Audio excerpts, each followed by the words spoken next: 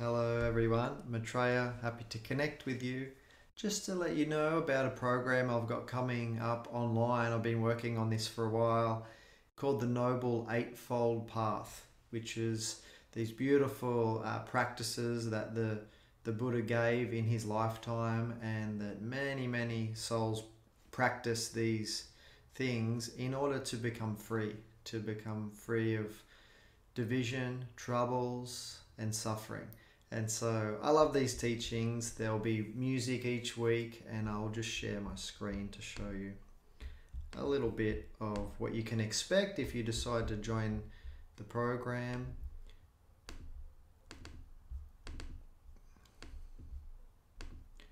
So it's in August this year. So it's at the very beginning of August. I'll do the program. It will be online, but there'll be a flexibility where if you're busy at the time of the live session, you'll get the video recording and the music and everything. There'll be music every week. I always love to sing to help us connect. And this is a snapshot of the program. These beautiful practices which we've heard of as the Eightfold Path, which are simple things to say, but a lifetime of practice. Right view, right thinking, right speech, right action, right livelihood, right effort, right mindfulness, and right concentration. So this is what we'll be covering across 4 weeks. So we'll do 2 of these practices each week. So the times, if you want to come to the live class, Wednesday 10 a.m. Sydney time, starting in August. And if you're in the New York time zone, it's 8 p.m. on the Tuesday evening. But as I said, either way, the live video of the class will be sent and you can catch up on it. So you can even scan the code there. It's 108 Australian dollars for this program, which is just over $70 if you're in US dollars. So yeah, I've been studying these teachings for a long time on and off, and they don't get old. I think the more things unfold in this world and in my personal life, the more I come back to, you know what, I think the Buddha was onto something with these practices, and that this is something that the Buddha has been teaching for a long time. So too, monks, I saw the ancient path, the ancient road travelled by the perfectly enlightened ones of the past. And what is that ancient path, that ancient road? It is just this noble eightfold path. That is right view, right intention, right speech, right action, right livelihood, right effort, right mindfulness, right concentration. So often you'll hear about the wheel of Dharma. That the Buddha turned the wheel of Dharma. So you might see this image at Buddhist temples and think, it looks nice. But this is one visual display or symbol of the Eightfold Path. You'll notice the 8 different spokes on 8 different points on that wheel. And I just love that symbology that, whether it's prayer wheels or this wheel of Dharma, we know that since the invention of the wheel, we can get places, and a wheel that we put on a cart or on our cars certainly helps us get places quicker. But this is the wheel of Dharma, which helps us not just get from A to B, but get to that place which we all really deeply seek, which is peace, liberation, freedom. And so they're all connected, all these different spokes are connected. And I'll sing a moment. Each week in this class, we will, have a bit of a teaching, and maybe I'll share some stories or my understanding of those principles and practices. But they're infinite in how they can be added into your life, how we can try and practice these things in our own families, in our work, in our lifestyle, in our choices. And one that just, I'll stop the share there.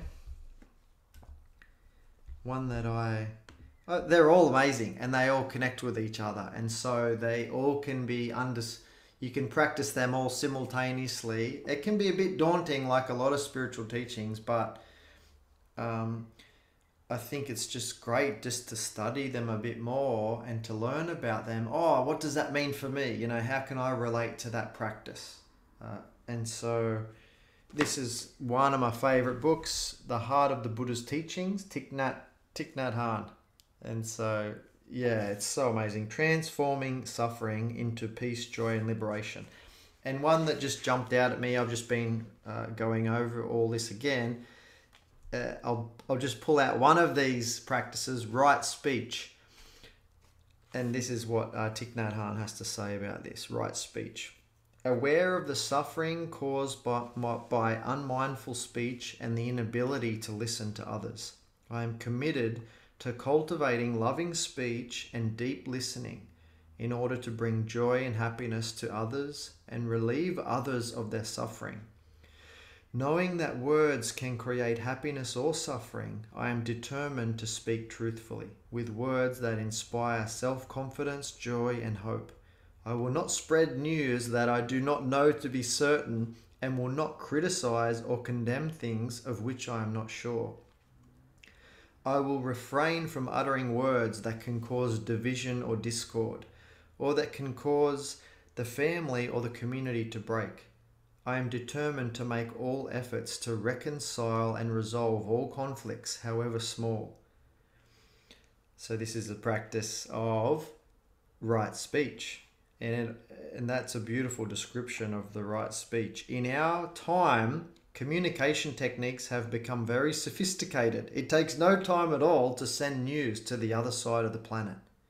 But at the same time, communication between individuals has become very difficult. Fathers cannot talk to sons and daughters. Husbands cannot talk to wives, nor partners to partners. Communication is blocked. We are in a very difficult situation, not only between countries, but person to person. Practicing the fourth mindfulness training, which is right speech, is very important.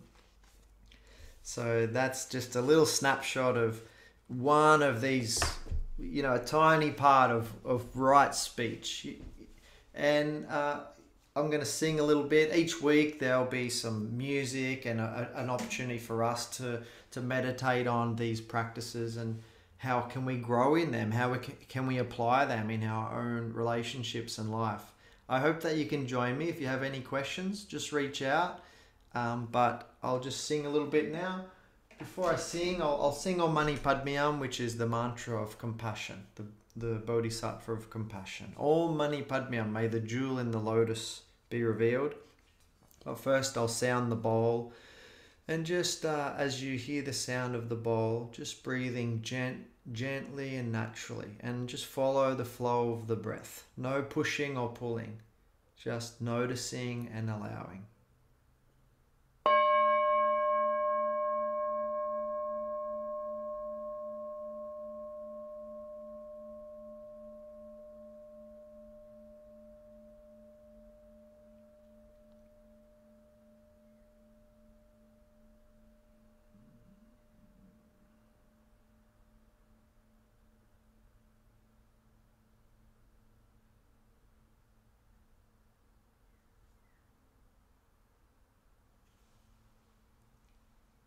And just relaxing your body, giving permission for your mind to rest also.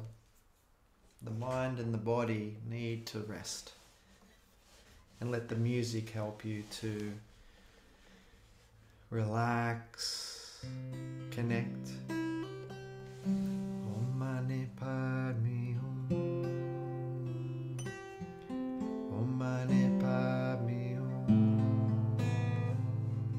Om Mani Padme Hum. Mani Padme Hum. Om Mani Padme Hum. Mani Padme Hum.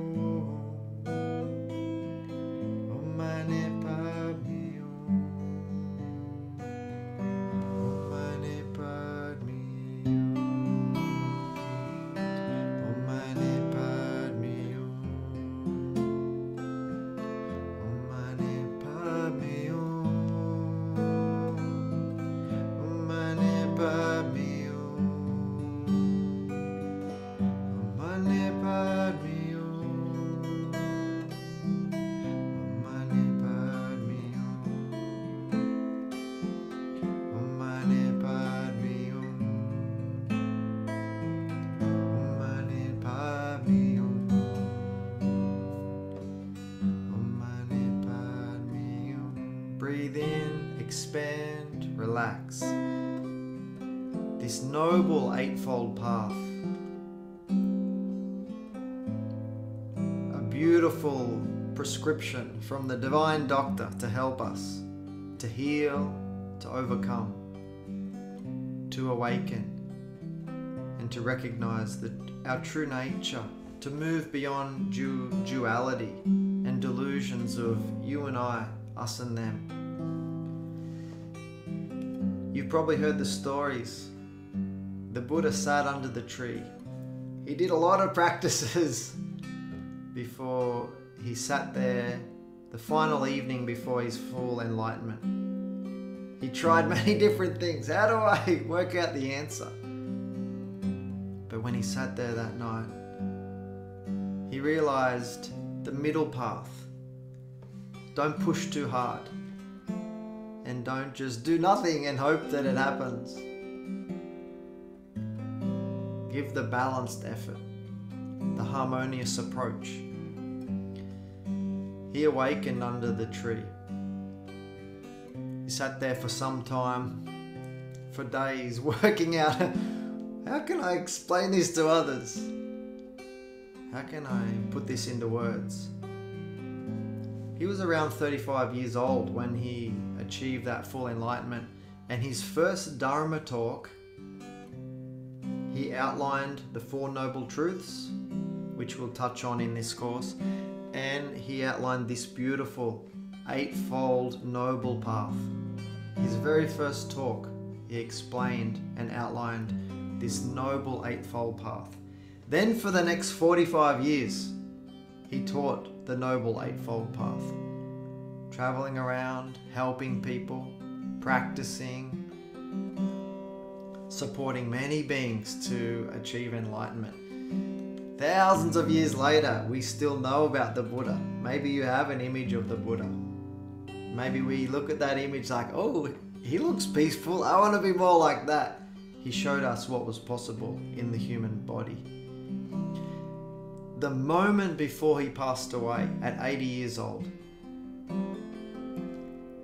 his students were gathered around, particularly one of his primary disciples and attendants, Ananda. And they were, it would have been quite difficult to see your teacher about to pass away.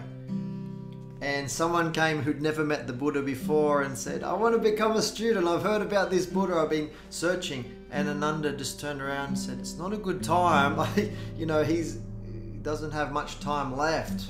And the Buddha said, let the student forward. And the Buddha, on his final talk, 80 years old, before he passed away into nirvana,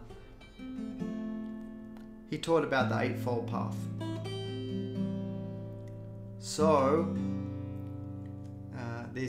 I'm glad we can do this class, and that there's so many beautiful teachers that have helped translate and describe and come up with ideas of how we can practice the Noble Eightfold Path in the age of the internet and smartphones. When life has changed, when this world has changed, and technology, still these principles very important, and I hope that you can join me, and I look forward to connecting. Okay, take care. Om Mani Padme Hum. Mani Padme Hum.